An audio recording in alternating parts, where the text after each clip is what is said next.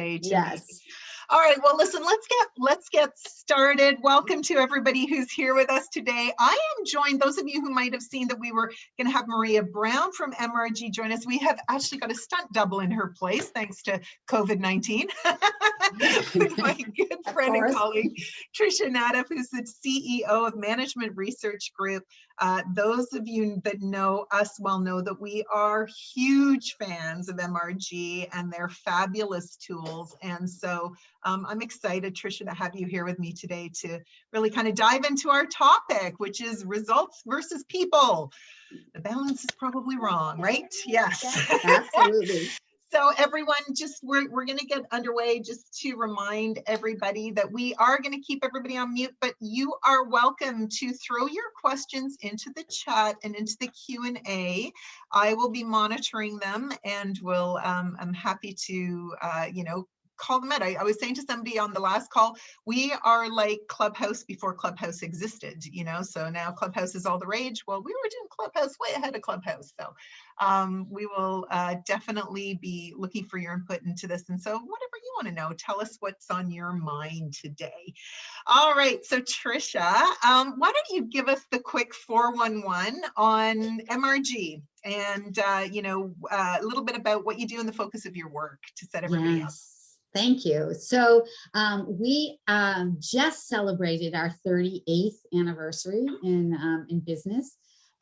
So we've been around for a while. So we design psychological assessments, and our whole philosophy is if people have greater self-awareness and deeper insights that are delivered to them clearly, but also respectfully, then they're going to chart a better path forward, not only for their success, particularly in their professional worlds, but also for their satisfaction, which then enables them to contribute that extra amount of energy, right? If they're really engaged. We do this, that we create these assessments, and they're distributed right now in about 50 different countries. As we say in a very cheesy way, research is our middle name. So we have data on millions of individuals around the world, and we use that data to explore and answer questions about what is helpful, what makes a difference, what gets people in trouble, so that we can continue to be part of informing the conversation about how do we grow, how do we learn, how do we have better experiences individually and collectively in work. So I have been with the organization for a long time, a very, very long time. I actually started as a client. I actually started in the role that Glain is in, where I had my own independent consulting company, and I used the assessments, and I just liked them so much. I found them so insightful that, I started doing more and more work hand in glove with MRG, and then I joined. So I've been with the organization for a long, long time, and I've been the president for 20 years, no, 19 years, sounds better. And I have been the majority owner actually for the last 10 years. So it's very, I love the work. For me, it combines the heart and the head, and it just allows people to participate in their life and in their work in more comprehensive ways that are more satisfying. So yeah, I think that's what I love so much about your tools, because I think 360 tools in particular get a very bad rap because a lot of them are very evaluative. They feel punitive for people. I've joked around that many a time I've talked people off the ledge after receiving their 360 feedback. And what I really love about the MRG tools is it truly is about helping people get that insight, so that but then a clear path forward, which is often what's missing. Like oftentimes you get the insight and then you don't know what to do with it, and so it'll sit back on a shelf. Whereas I think what the MRG tools really help the leaders certainly that we work with, really sort of helps you move from that knowing to doing. It solves that knowing doing gap, and really does help you understand. Like I would say for me, the tools have affected all parts of my life, not just my It was funny, the other day I got into a big argument with my husband. I'm selling my daughter's trampoline because she's going off to university. And we got into an argument that was totally based on how he likes to approach doing things and how I like to approach doing things.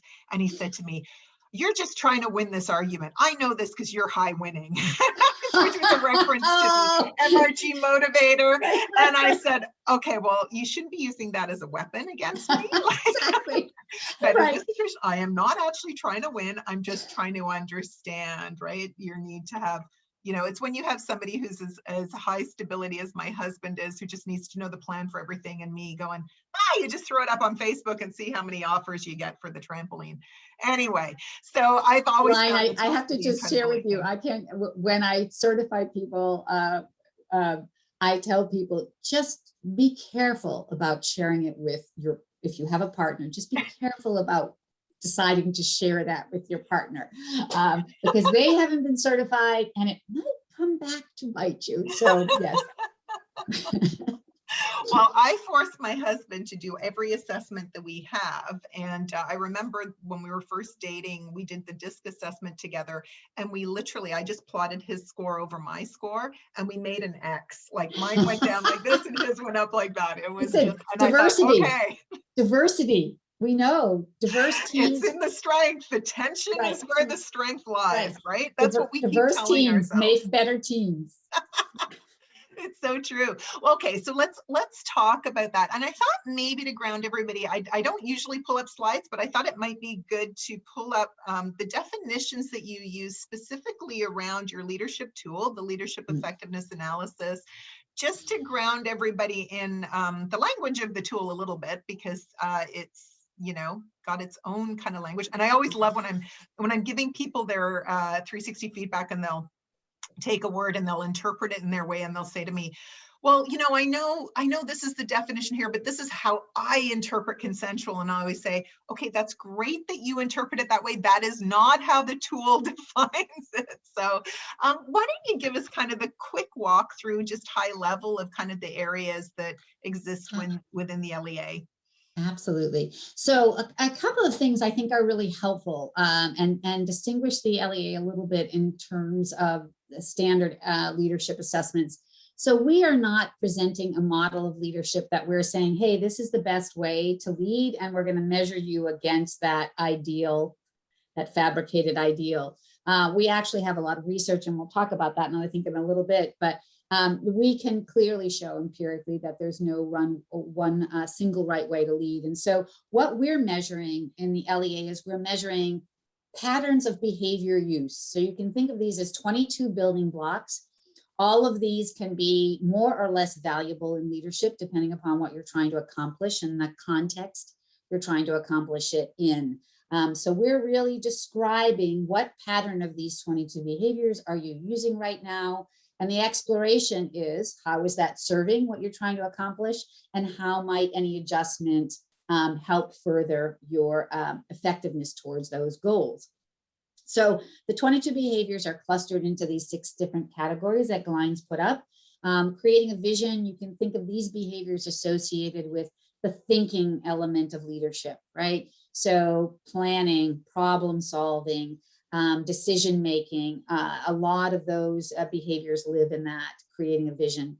Developing followership, those behaviors are associated with getting people on side, right? So you've solved something, you have created a picture of where you want to go, you have made a decision, and you can't go there alone. So how do I engage to bring people along?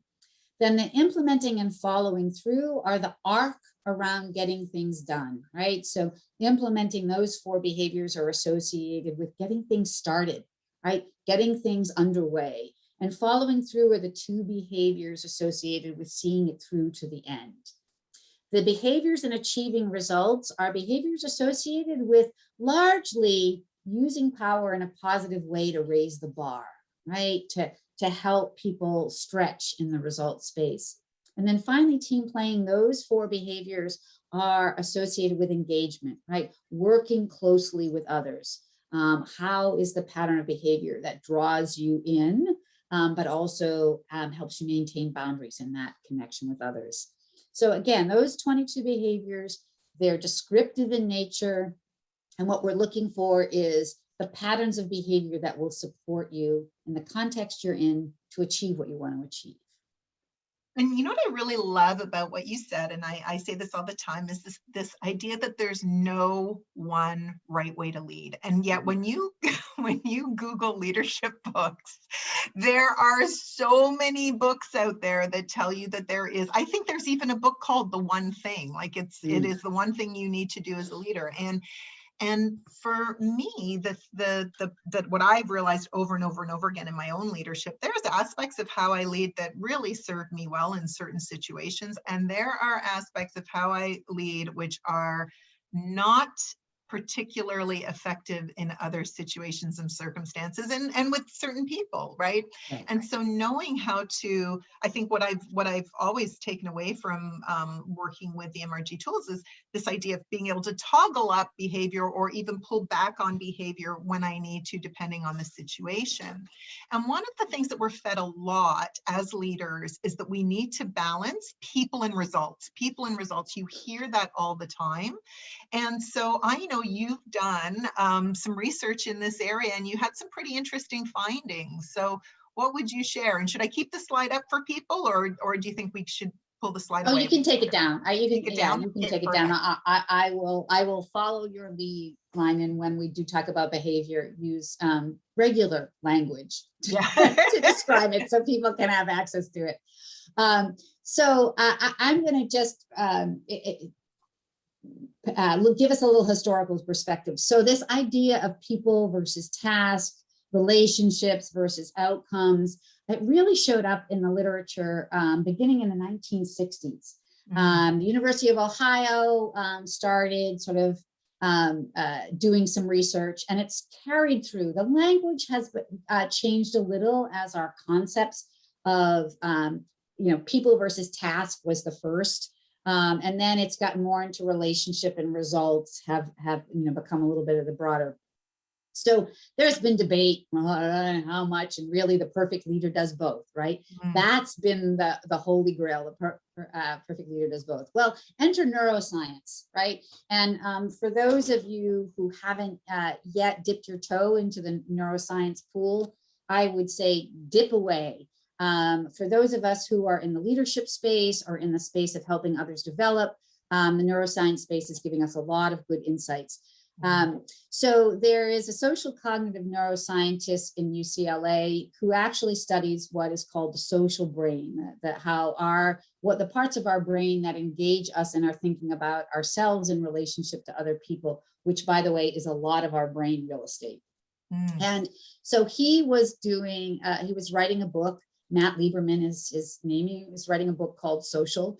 And he reached out to us and asked if we would do some research on the leadership space because he wanted a chapter on leadership in his book. And so he asked us to do some research on leaders who were relationship oriented but less results oriented, leaders who were results oriented but less leadership oriented, and leaders who were both. And so we have, as I shared, a lot of data, and we've been able to do this research. Actually, we've now done it several times, and we've done it across geographies. And what we have found is really startling, and that is leaders who are emphasize to a significant degree both relationship orientation leadership and results oriented leadership. It's a very small percentage of leaders. It's actually 4%. Wow. Depending upon where you go in the world, it can range from 4 to like 5.7. It's not a lot of variety. And we were initially shocked when what we first did is we thought we did the research wrong, so we ran it again. It's like it can't be, right? So, but when we talked with Matt, what he educated us on is that made perfect sense to him from a brain perspective, because the brain actually has two separate neural pathways that operate in what he calls a neural seesaw, right? So one side up, one side down. And it is the one pathway is for social thinking, so us in relationship to others. So anything we're doing in the leadership space that is us reflecting on How am I attending to people? What are my relationships in that space? How are other people doing? How should I respond to this people situation? That's one neural network. Anything that is he calls non-social or non-people, that is, what is our goal? What's the strategy? What are our competitors doing? How do I navigate through this problem? How do I make this decision? That's a separate neural network. And when one is on, the other becomes dormant. And so both of us use those neural networks all the time, but almost all of us have a preference for a default network, to default to one of those networks more than the other.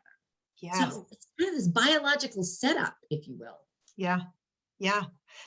I find that fascinating. And I'm thinking about, like, where do I lean more, and what's kind of the directions that I lean in.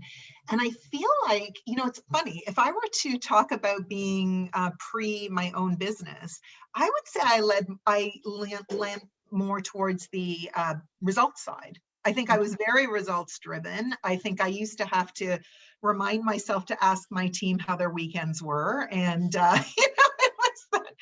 like, I did a lot of things that were empathetic, but I felt like it was very much me being extremely intentional about that. Absolutely. Because my go-to as a head of sales, if I think about what I was doing at the time, was more that.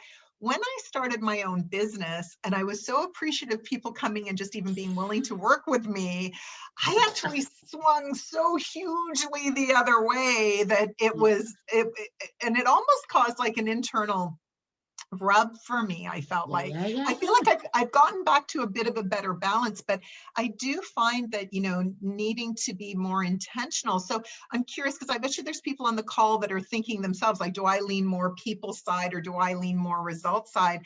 And knowing that we need, that there's going to be times where we need to bring more of that balance.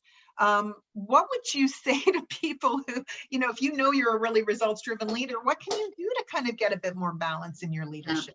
That's a great question. So there's good news and there's bad news. So the good news is, what we know from neuroscience is exactly what you just demonstrated, Glain, is our brains have the ability to generate new connections. So you absolutely can build a stronger network from your less dominant network. But exactly as you described, it is more effortful. And when we're going, 100 miles or 200 kilometers an hour, and we are, got a ton going on. And of course, now we're working in this crazy environment where we're remote, and we've got the blend of home and work, and we're distracted and we're uncertain about what's happening. We default to our habits. So coaching helps, because your coach acts like, the neuroscientists will say coaching's great because it acts like a bonus prefrontal cortex. So the prefrontal cortex is the part of your brain that allows you to observe yourself and operate with more intention. So it helps to say, so this week, Glain, what did you do to, we said you were going to try 3 things to really bring forward your non-dominant network. What did you do? So it is effortful. But one of the things, and Glain, we've really become impassioned believers about this, is we have mapped out how the expectations of leadership have changed over the last 4 decades. And when you actually look at the dramatic increase in expectation of what leadership is and what leaders should be attending to, you step back and you understand that it is insane that we have this expectation that an individual leader should be able to have a level of competency across that wide area. And this is just one super architecture about this. So that's why I love the work that you folks do, because this idea of really thinking about leadership as a shared space, right? That I can be an effective leader if I build relationships with a team, with my team, where we look at what needs to get done and we have some distributed way of doing that, where I look at, all right, maybe I am more relationship focused. And so who can be my thinking partner of somebody I find I respect, that is more a results focused leader. And maybe by having that person as a thinking partner, I can expand my repertoire with that kind of support. So yes, there are absolutely specific things we can do to build up that neural network to make it less unbalanced. Yeah. But we should also be thinking of leadership as a shared endeavor, and how am I architecting that shared space? And the more I know about myself, and the more I am with people who know about themselves, the better we can architect that shared space. Whether it's informal, every once in a while, I want to go out to coffee with Glain because we think differently and it helps me get out of my own thinking rut. Or more formally, like I build a peer mentoring or peer coaching group, and we meet regularly and bring issues to each other. Or structurally, formally, you two are part of my team and I'm giving you co-leadership of this project because you have such complementary skills. So from the simple to the yeah, more. no, I love that. And I think that's the part that, when I think about traditionally in leadership, because I'll go back to when I started in leadership, it was very much like, okay, go on this course, go learn about yourself, go and I felt too, and especially in the early days, a lot of the programs were, I remember we had titles at the place that, I used to work that, so well, where we had courses with titles like dealing with difficult people. And my aha as a leader was, I could be the difficult person here in this equation, right? And it was we very much had the mindset about development based in the kind of the school system of it's about you, you're this little individual going through. And I think what you've talked about is so bang on for for leaders to sort of recognize, and that it is an insurmountable task that we are being asked of. I remember hearing Jack Welch speak years ago about this idea that he had been at GE for 20 years and he'd made lots of mistakes along the way. And he said, I look at CEOs today and they've got maybe 18 months to be able to turn things around or else they're out the door. And I remember saying that to a CEO friend of mine several years later, and he said, 18 months, try 6. And I think, this speed, we say we can't go it alone. We really can't go it alone. And the more we start to get comfortable being vulnerable and sharing that, hey, my tendency is to kind of go in this direction. How do we work together? How can you hold me? How can you also help me be aware of that when that's happening? Because it's my natural default drive. But I want to circle back on something around this research that you did, because I am curious, because we hear the results and the people orientation. Did you find in the research that actually being able, like that 5% of leaders who are actually really good at balancing both, were they more effective, or did it really matter at the end of the day? As long as you were good at one or the other, you were okay? No, it totally mattered. And not to say that the ones who were higher in one and not in the and not really employing as much the other, each of the 3 categories, high relationship, low results, high results, low relationship, both of those had a set of competencies that they were seen as being really good at.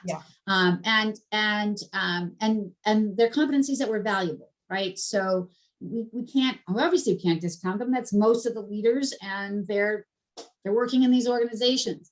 But we measure many competencies in addition to the behaviors.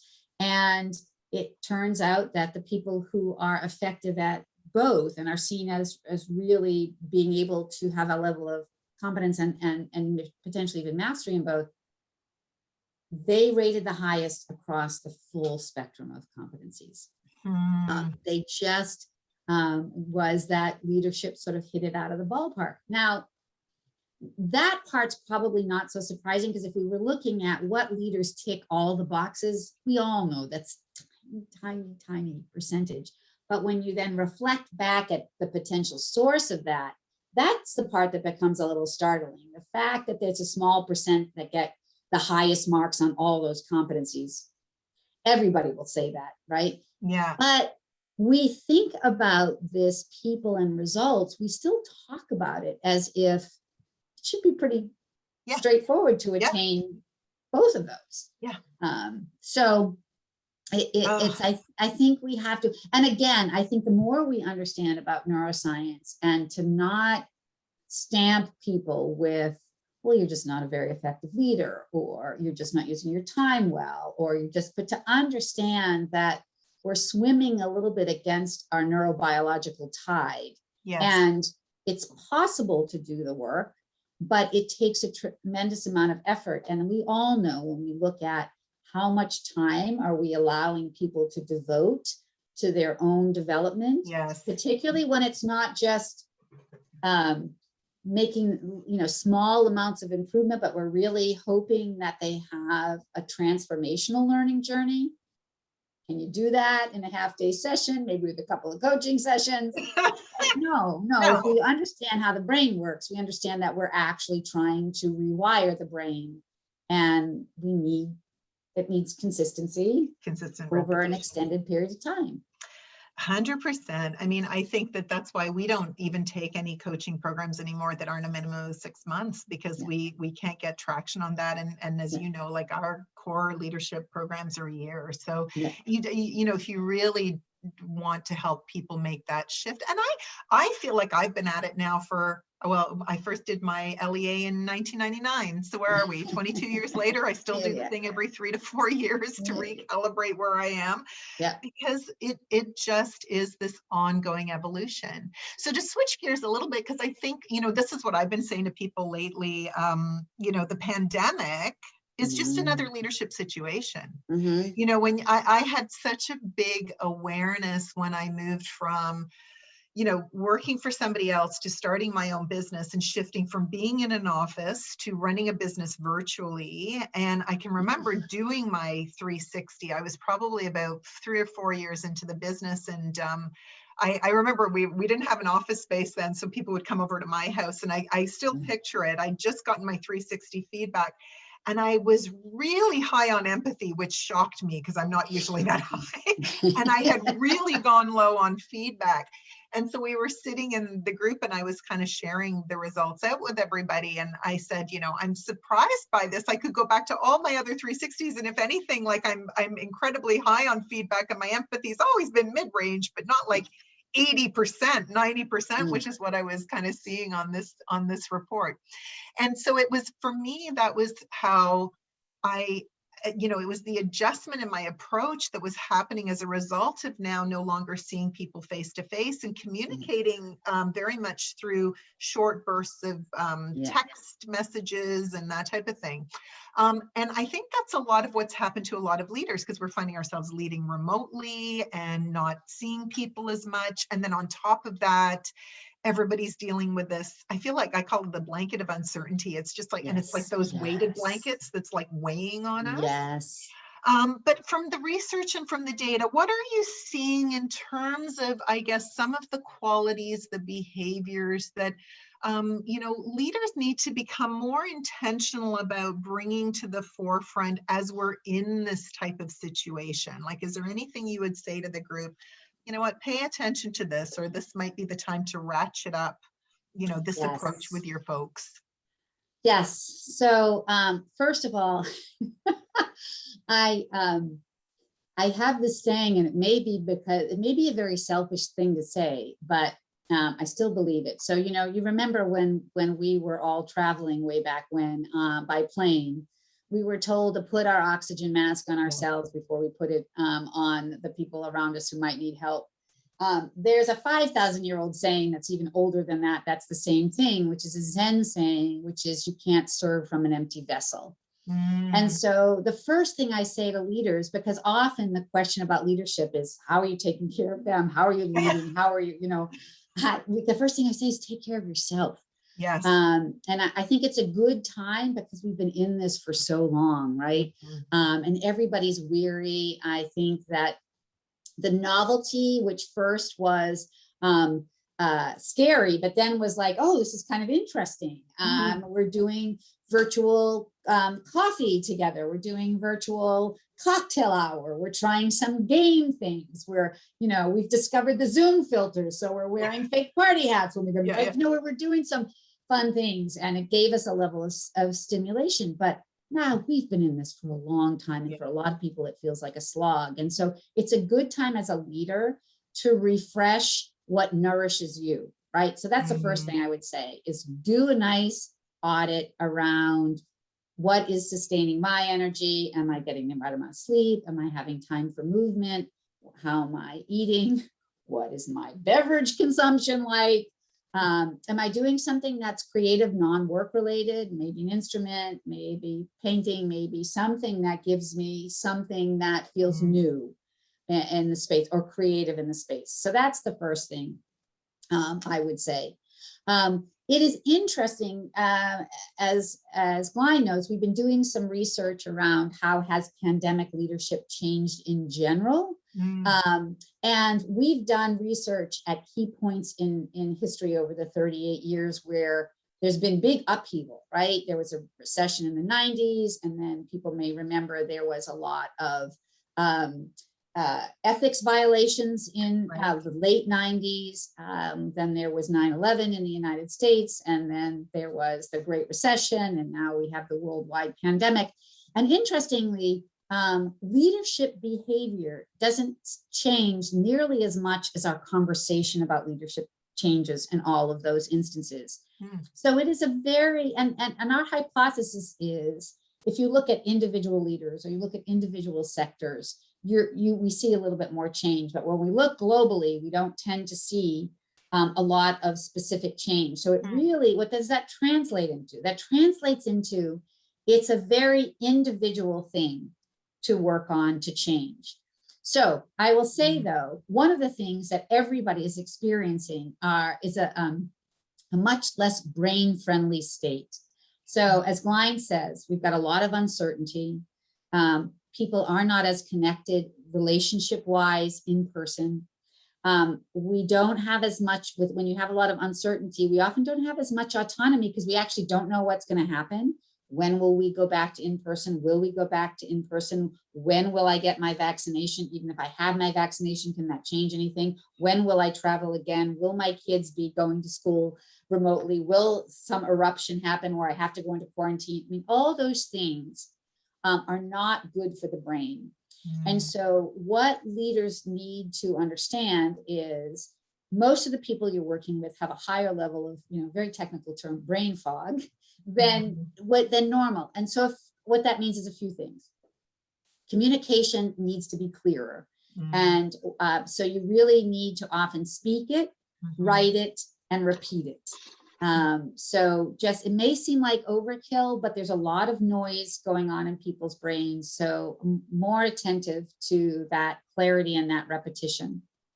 The second thing is people have a harder time with longer term plans and bigger goals now, because they just can't keep all of that active in their mind. So you can remind people about where you're heading, but then bring it back to, here are the small steps we're going to take over the next 2 weeks, right? So chunk it down into smaller bite-sized pieces, because otherwise people swirl.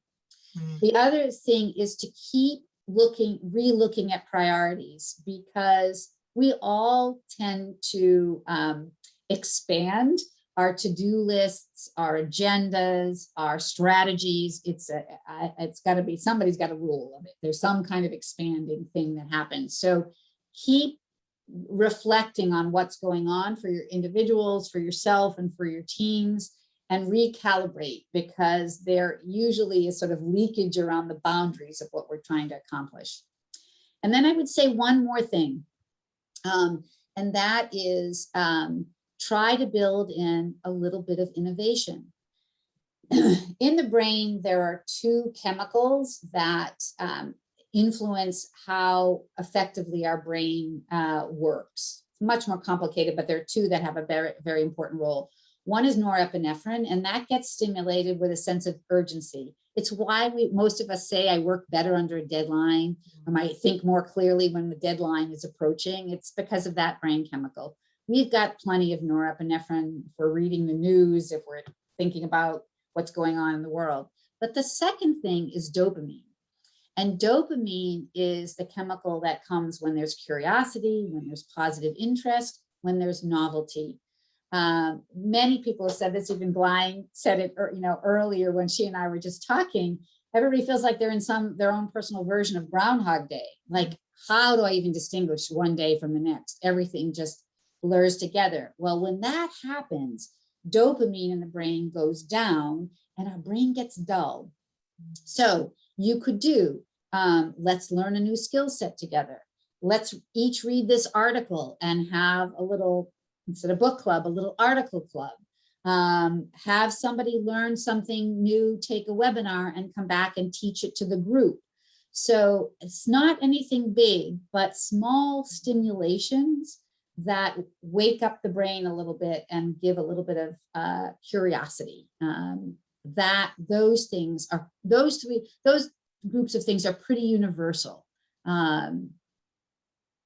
I love those, and I'm really thinking about the communication. For what I'm thinking about, of course, it's like, what do I need to be doing more of? And I think that piece around the communication and chunking things down, because I do find because it's not just work that we're dealing with, to your point. It is all the other things, and suddenly, schools closed down again, and this is happening again, and we're all having to kind of be really agile and pivot in our personal lives, and the energy to, we only have so much energy, and we've got to sort of be placing things in different directions, right? And so it's easy to lose track of what's being required, what the priorities are. And I think what you're also making me think of a lot, which is your other tool, which I'm madly in love with, is your individual directions inventory, IDI, for those in the know.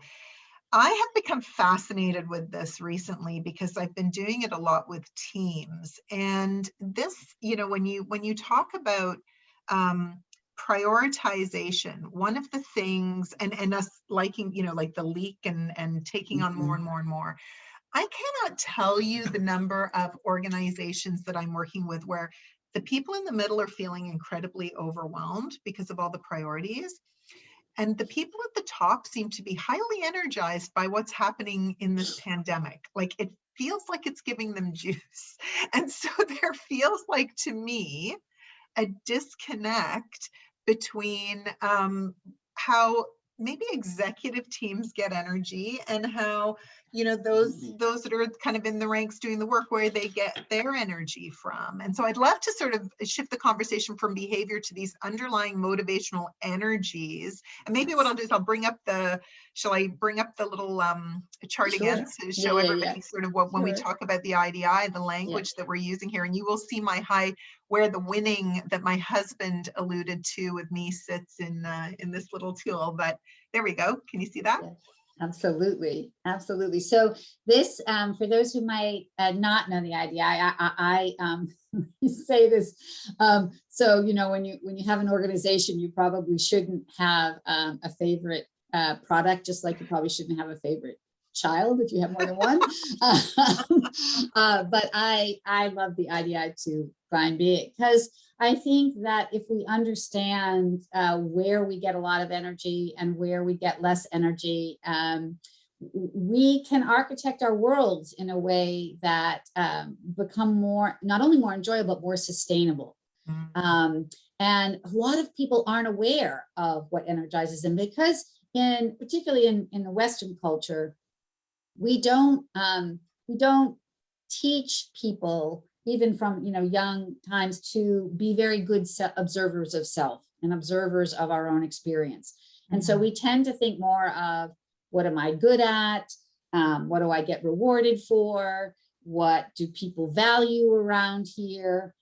What do I do more of? And so this getting in touch with, when I engage with this, what happens to my energy, right? Does it go up? Does it go down? Does it depend?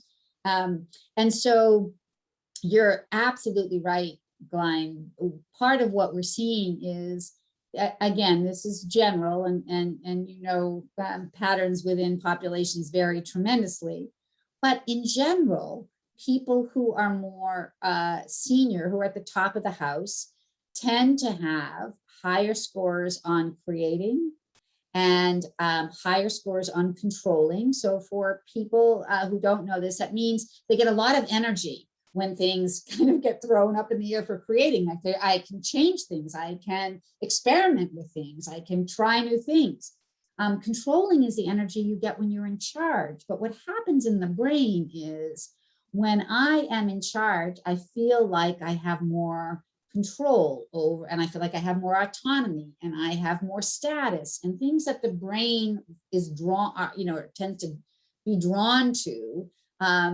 Both my energy and also my place in the organization allows me that more freedom. The other thing, though, is people who are higher in the organization tend to be lower on structuring and higher on stability. So what does that mean in real people words? It means they get less energy from things being just so, a certain process, a certain procedure, and they get less energy from predictability, right? And so if you're somebody lower in the organization, mid-level or lower, and you feel better with more stability, you feel better if things are more organized, you feel better if you know how things are going to play out, and you're in the middle of the pandemic, but you don't have a lot of control. You can't say the organization is now going to do this. You can't say, well, we're all going to come back in September and it's going to be part-time and you're going to come into the office on Tuesdays and Thursdays, and Monday, Wednesday, and Friday, you can make your choice about where you work from. You can't say any of that. You can wish that, but you don't have that level of authority.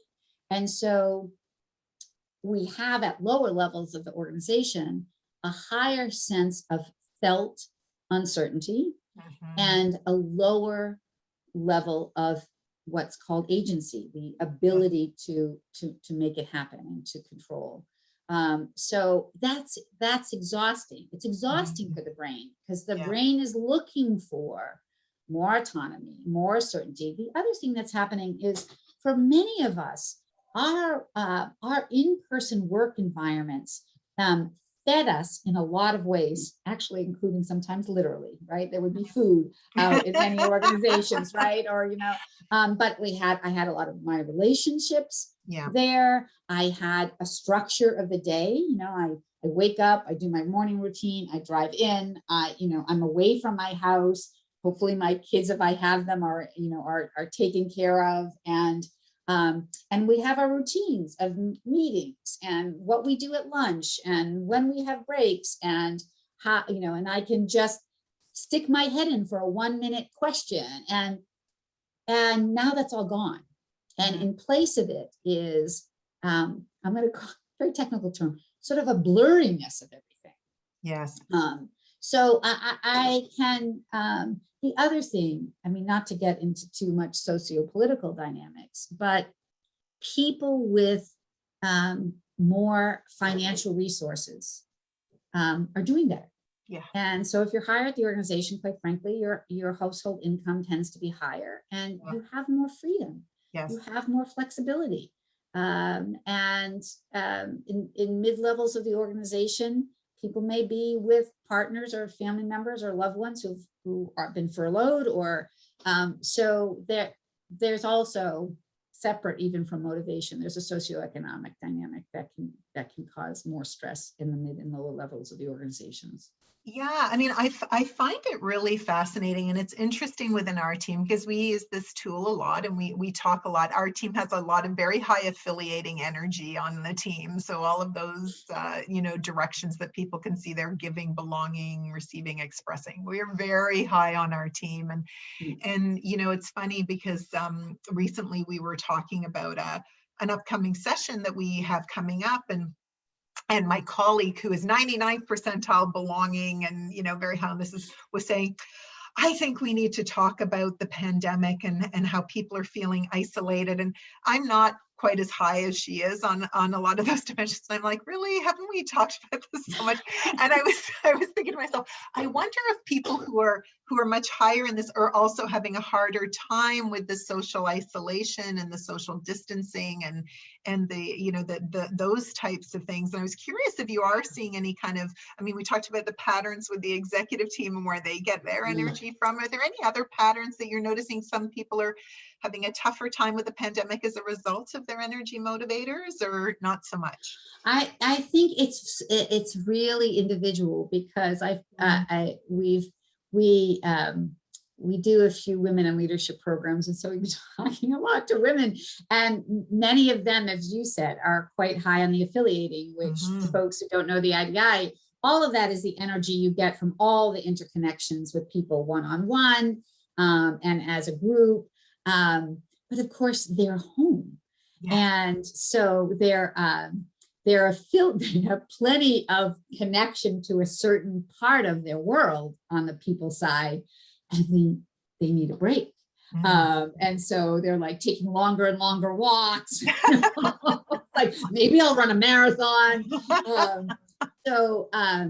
So it really depends. And of course, then there are people who live by themselves, and then that's a completely different dynamic about how they feel. And then there are people who are higher on structuring, who have relied on external structuring systems and didn't realize how much they were relying on that. And so the whole, now I have to create my own structuring in order to feel okay. But I will say, Glain, I think it is a reminder for me of how important the work is to build people's self-awareness, because I have found that one of the hardest things for people is not knowing why they don't feel good, Right. or not knowing what they can do to change their personal experience, because they haven't had the opportunity to do that kind of guided reflective work to give them the insight so that they would have the knowledge and therefore more likely to be able to build the tools to craft their response.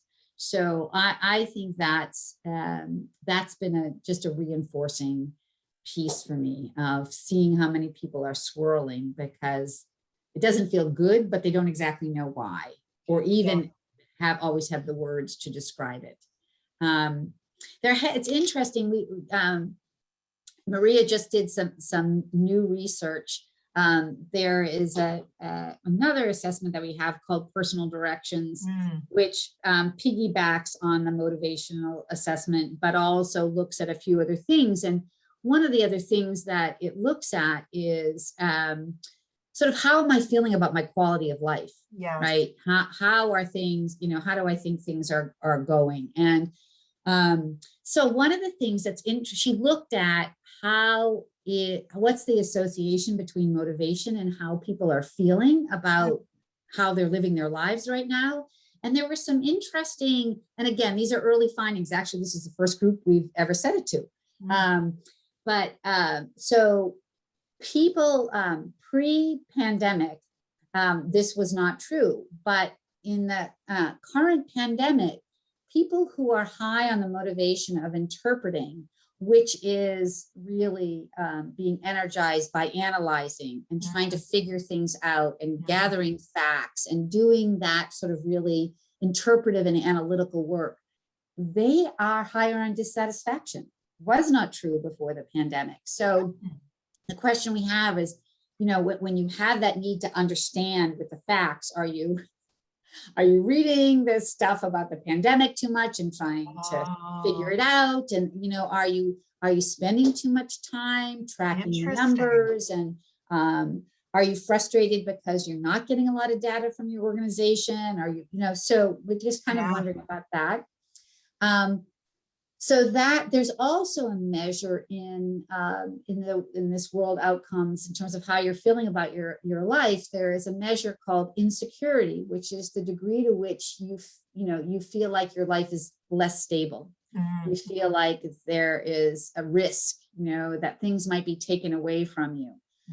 So this wasn't true before the pandemic, but it's true now. So people who are motivated by the motivator we call gaining stature have a higher degree of insecurity than they did Mm, before the pandemic. So gaining stature, so for folks who aren't familiar, gaining stature is the degree to which I get energized when I get acknowledged by the people around me, where people would validate that what I'm doing is of value, that people outside would say that what I'm doing is important, that I get a level of recognition for what I contribute, and that as a result of that, they see me as having a level of stature, right? A yes. level Yeah. of value. And so, of course, right, if we're not together, one, I don't get any of those kind of informal, good job, you're really Yes. contributing. But in this remote setting, we may not be as attentive to recognizing people Mm, as frequently. I mean, everybody's, lots of people are trying to keep their head above water. And so I may be a little bit more concerned that I'm not drowning than acknowledging you, right? So it makes people feel like if that's what helps me feel good in the world and know that I'm valued and I'm not getting that, then it's like, wait a minute, where do I stand? What are people thinking about me? yeah. So I think that's So interesting. yeah. So we, I mean, this is early days. We're going to who knows how Yeah. long we'll be in this, but we're going to keep looking at what can we uncover about what's happening in the world and how that's affecting how people are participating, particularly participating in their organizational life and in their leadership space.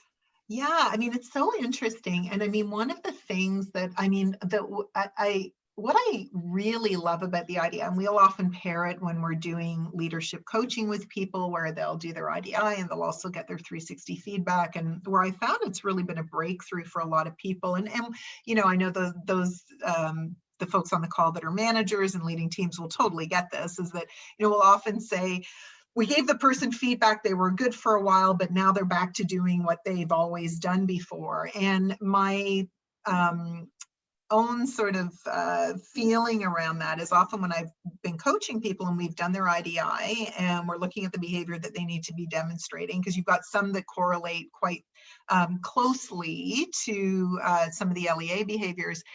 When we look at it, we can see that, and I'll use myself as a shining example of this, structuring energy, I have none. The fact that I even scored 5% is shocking to me. And when I look back through all my 360s, structure, which is one of the behaviors that gets measured, was always low. Certainly I self-scored myself very low, but over the years, I've put more energy into making structure. I always say I make structure something that I don't have to think about. So if you came to my team meetings every month, you would see the same agenda over and over and over again, because I really don't want to have to think about it. With our roundtable programs, I get very kind of adamant about needing things to follow a certain process. Now, I will tell you, between you and I don't always follow the process, but everybody else can, right? So that's the way we're going to do it. And that's the way we do it, right? And so I think, once you can unlock for people that when you don't have a lot of energy for something, but your job requires you in certain situations to bring more of that type of an approach to the work that you're doing, it's a really big unlock, because you start to really be able to sort of recognize, to me, it's how can I bring my best to the table, and how can I really work with my strengths, and what do I need to do within my team to minimize my liabilities? And I know where I don't have a lot of energy, I'm going to kind of potentially, turtle into something else. But it's been really such a great, I think, way to sort of break patterns for people, which I think is very unusual, because often when we get assessments, we're more pigeonholed, like I'll see people kind of almost embrace the, and I'll pick on colors, like these personality type tests, where people really embrace being, I'm this red energy person. So as you think about, and in all the work that you've done with, leaders all across every kind of sector and things like that, what have you found to be kind of, I guess I'm curious about the qualities of people who really really do, I'm going to say, like, they get this stuff, they do well with these kinds of insights? Like, is there, I guess I'm in my mind, it's the Carol Dweck growth mindset. I mean, Yeah. are there things we need to cultivate as individuals to be able to really use the data that we can get from tools like MRG's tools in order to become more effective? Like, are there things that you would encourage people to read about or study up on or do more of? Yes. So I think that from the individual perspective, you hit the nail on the head. I think Carol Dweck's work around growth mindset is really important. And it's sometimes hard to cultivate in adults because Yeah. of how we navigated the education process, right? Yes. And We particular get some, rewarded for doing things yes, a certain way, right? exactly. Like, so I mean, we just don't have societal systems that encourage that experimentation and see failure, and even we should probably have another word, as a vehicle for learning. And so, but that absolutely is.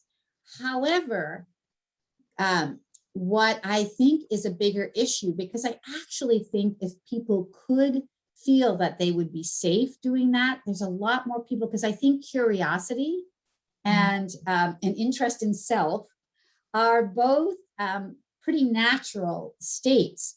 So I think what we really need to be doing is building organizations with psychological safety.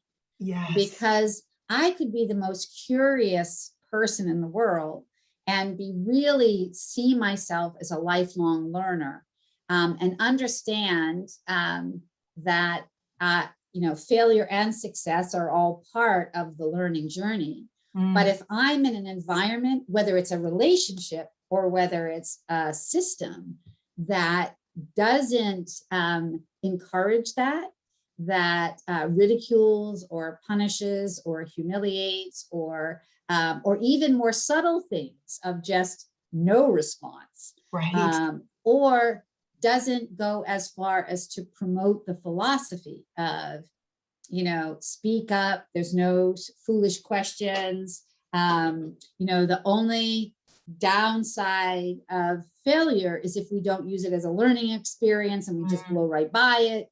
If we don't have that, then we can take people who are curious and want to learn and who have motivation and energy, but it's not safe. So they can't. So I do think it is that the individual conversation about growth mindset, and there's some just really great research about that as well.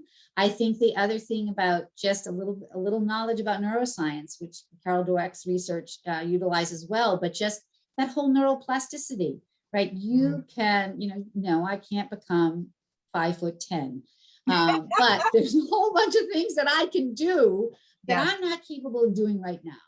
And my brain is an amazing thing in that way. And even we know now, we're even seeing how you can change personality, things like shyness and things that we thought were totally ingrained. So we know the human being is ripe for learning.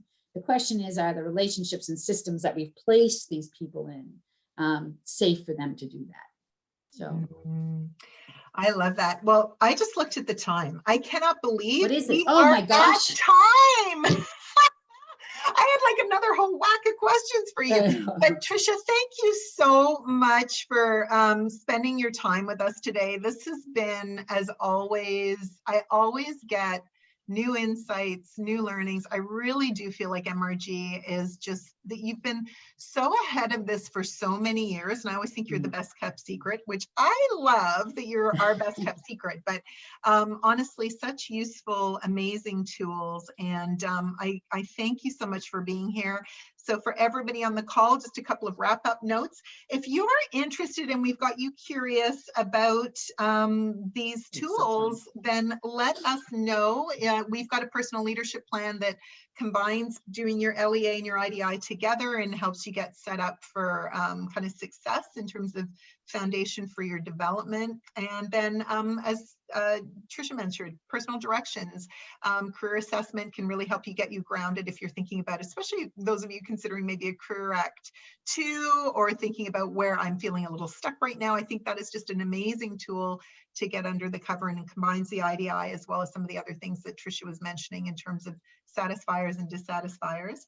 And if you email Shelby with the code Tricia, you will get 20% off our pricing for that. And next month, who do we have next? I believe it is my friend Leanne Davey, who I know Tricia knows, absolute ball of fire.